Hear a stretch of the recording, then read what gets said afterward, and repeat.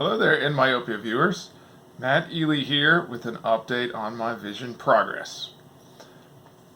Main thing here to talk about is the 100-day challenge that I initiated back in January. I'm 5 days shy of finishing it, posted a video about it, and the idea, the purpose of it was to give myself an intense effort over a relatively short period of time to see if that could bust me through the final plateau to get to clear 2020 no glasses vision.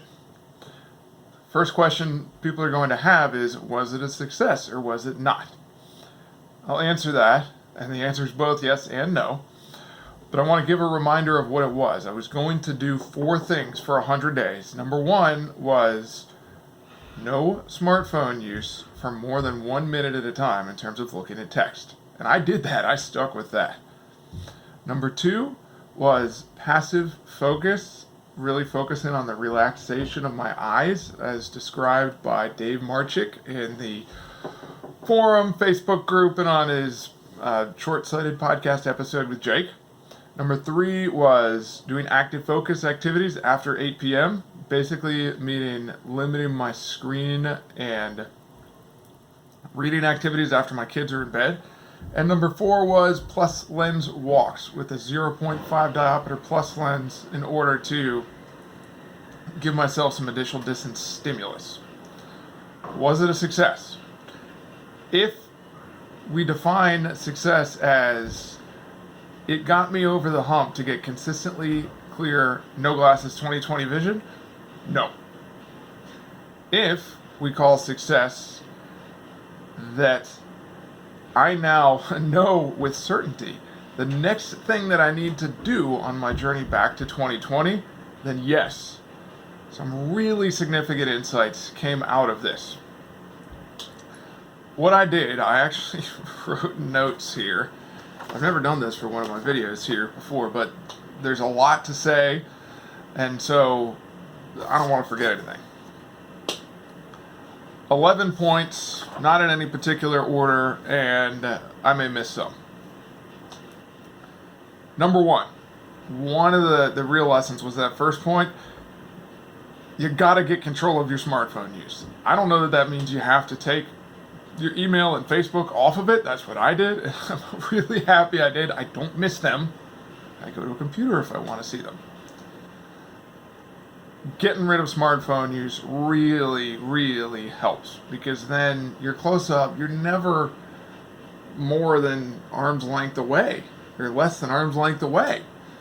Really helps with ciliary spasm. Number 2, I got some wonderful insights as a result of reading a book called Psycho-Cybernetics by an author named Maxwell Maltz. It's about goal achievement, and the major insight in the book is that the brain and nervous system cannot tell the difference between a real experience and a vividly imagined experience.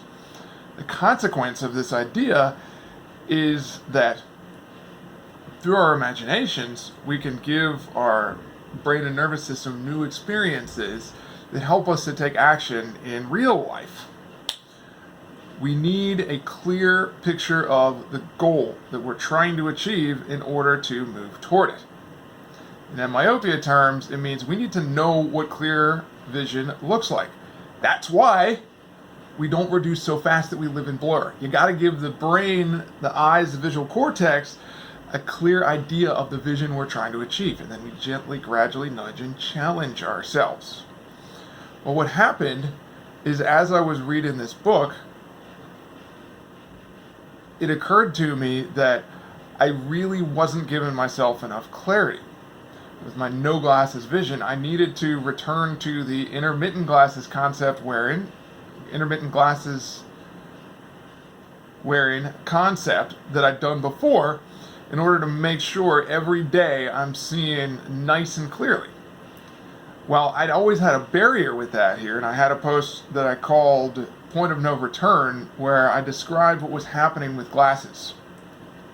Here's how this is connected. These are some minus lenses. They're actually minus 1.5, which I'll talk about in a bit. But watch what happens to my face when I put them on, and my eyes, and the tension in them. This is tough because I'm looking at a screen which is way too close to be wearing minus lenses on, but this is really not exaggerated. I was having this problem wearing any minus lenses, even down to minus 0.5.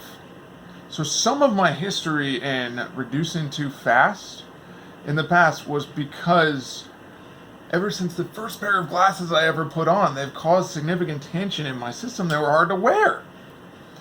And once I got into myopia, I would interpret that tension as a signal that I should be reducing.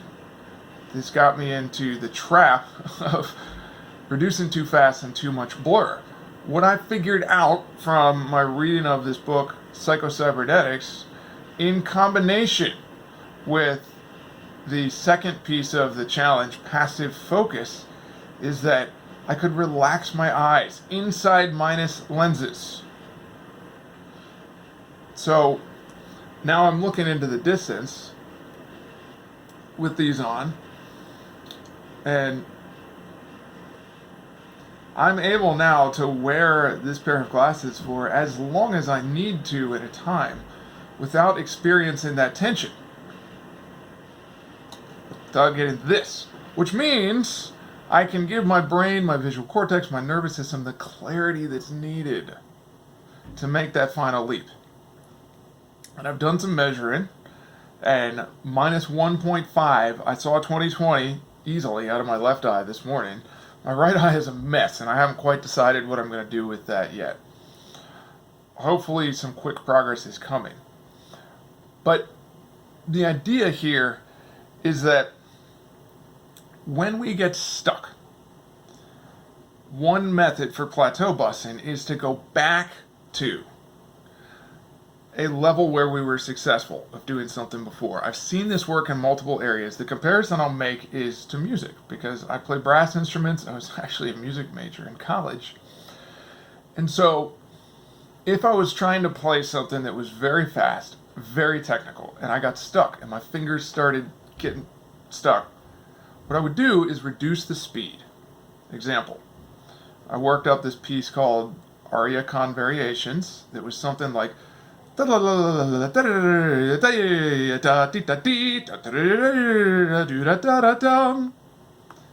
while to get it that fast. When I got stuck, I got a recording of a world-class trumpet player playing it the way I wanted to sound, and I listened to it in a relaxed state. Then when I went to practice, I cut the speed like in half.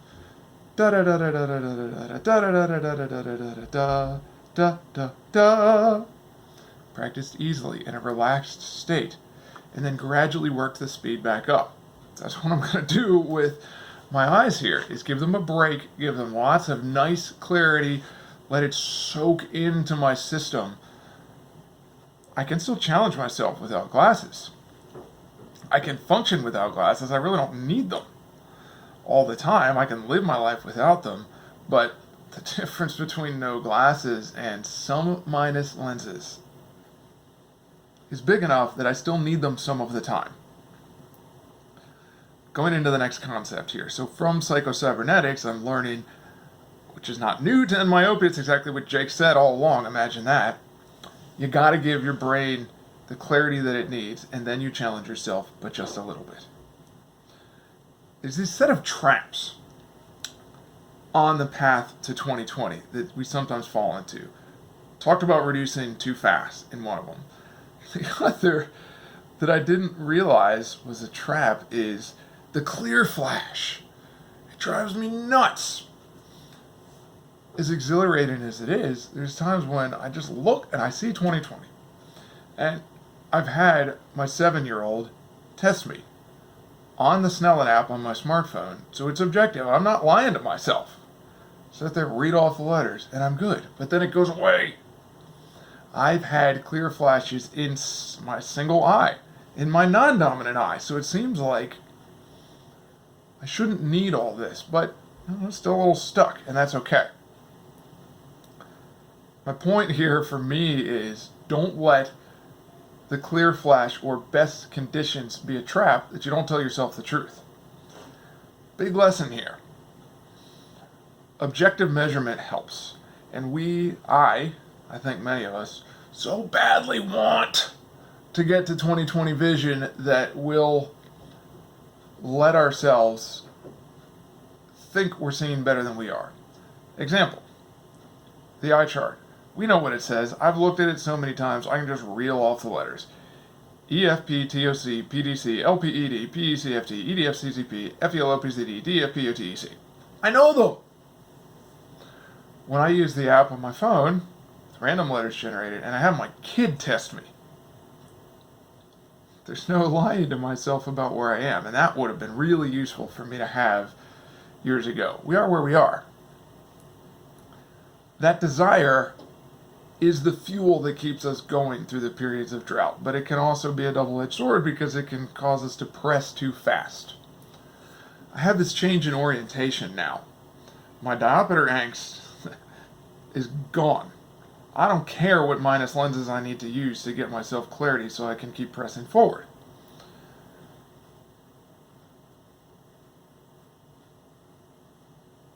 The change in orientation is not where I was when I started this, of how little minus can I function with. Yeah, I reduced again. Yeah, reduce. It's how much minus do I need to see clearly enough so that I can press onward to 20/20. Clear vision should be easy, and we should spend a lot of time enjoying it with just a little bit of challenge. And if I want more, I can always take the glasses off. Heck, I can throw on plus 0.5s and walk around with those and really press the distance vision if I'm in the mood for challenge.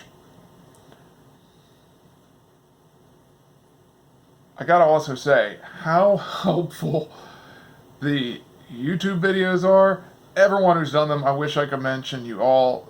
Andrew, that idea of traps, Andrew Dennis and I just kind of came up with together from watching his video and commenting on it. Generally, your stuff about getting rid of your smartphone, I've also taken some of that here as I've gotten my email and Facebook off of my phone. A bunch of others, I know I'm forgetting people. I watch them all. Every Myopia video that a student makes, I watch. I love them all. The Short-Sighted Podcast, the Facebook group, the Lay Me Out forum. Without these things, I would have quit long ago. And I think sometimes that when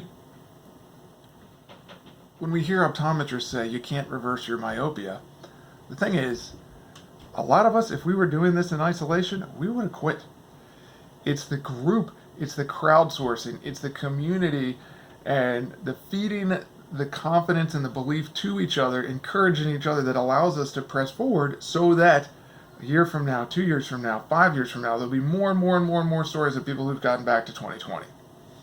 And it will help those who are starting. The next thing I want to do, I'm going to use these 1.5 lenses. Hopefully it's enough for my right eye to get over this hump here, hopefully. But I'll make whatever adjustments I need to do. And use that intermittent glasses wear and keep my eyes relaxed so that I can get the clarity I need from the minus lenses. The next thing I want to do, and I've done some posts in this on the forum, is to really script out the concept of an myopia sales process, in that when we approach people about myopia, it feels like if you just tell them, hey, you can improve your vision, nobody cares. And nobody does. I know some people do. But there is an approach that can ask for smaller yeses to pique interest and find out the people for whom this would be relevant and get more people involved. I really think there is, and I'd like to either write up a series on Lay Me Out or do it on YouTube, whatever people's preference is. So if you'd like to see that, leave a comment, because I never know when I'm making these what people will like, what they won't like. 100-day challenge is about done. It was a success because I know what to do next. Going to keep pressing onward. It's a challenging last plateau, but I'm very encouraged. Perspective, I got glasses when I was 10 years old. If it took me another year to be out of them fully, I'm still looking at, if I judge life expectancy, and who knows what that means, but I'm still looking at potentially 50 years or more of no glasses 20/20 vision. Plus the 10 years that I had that before I got glasses. Who cares if it takes a little longer than we want? I got many, many, many decades ahead of me of beautiful vision. I hope you all do too. So press onward, tell yourself the truth, figure out what your next steps are, give yourself the clear picture of the goal, take action, don't beat yourself up about mistakes. Mistakes are you, me, us learning the stuff that doesn't work for ourselves so that we can course correct and then do the next right thing.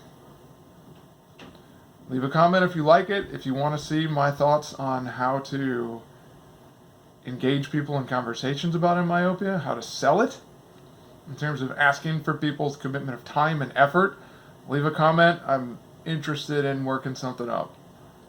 Until the next one.